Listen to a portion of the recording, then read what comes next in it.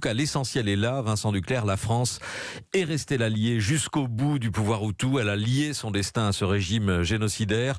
Tous les signaux d'alerte ont été ignorés et cela tient pour l'essentiel à un homme, François Mitterrand, et à ceux qui l'entouraient dans son cabinet militaire, notamment le chef d'état-major particulier. Oui, alors c'est vrai que, encore une fois, nous étudions des systèmes.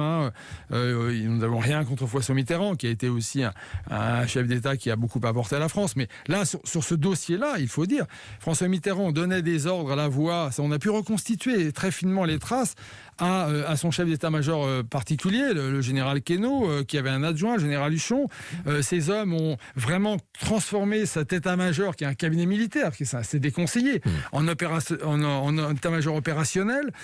François Mitterrand aurait pu arrêter tout ça. Il savait bien quelle était la position extrêmement hostile donc au Front patriotique rwandais, c'est-à-dire en fait un mouvement politique de Tutsis exilés et de Hutus d'opposition qui étaient réfugiés en Ouganda, mais c'était un mouvement intérieur au Rwanda et un mouvement politique.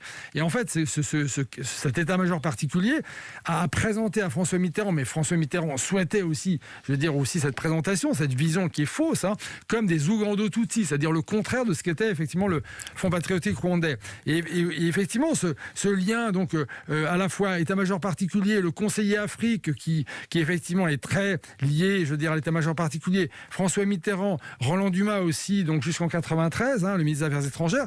On a affaire quand même à un groupe d'hommes, et c'est une histoire d'hommes, il faut le souligner, quand même, très, très, très unis, qui mène une politique au Rwanda qui est, de pousser le président Habyarimana, donc le président du Rwanda, qui est un dictateur, mais qui avait des possibilités de démocratiser, de le pousser dans le camp extrémiste, et en diabolisant le FPR, donc en réinstaurant beaucoup d'ethnicisme. Avec l'idée que le FPR, les Tutsis du FPR sont fondamentalement les ennemis de la France, les valets des Américains ou des Ougandais, etc.